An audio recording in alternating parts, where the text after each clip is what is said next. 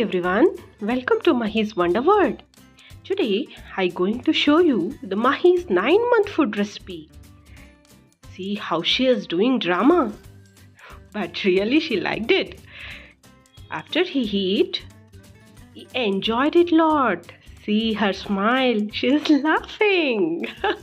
Okay, let us start the food recipe now. Add water. Add rice, it's boiled rice. Add sweet potato, how much you want. Then add jeera powder. I added little bit. Pepper powder. And its last is salt. Cook well.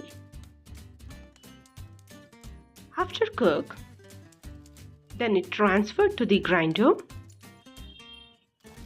Mix well. Make it a thin paste. See how it is? Then it transfer to the Mahi's food bowl.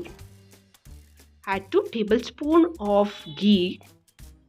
It's your wish. How much you want you can add. Mix well. See, it's ready to serve my baby. Okay, bye-bye.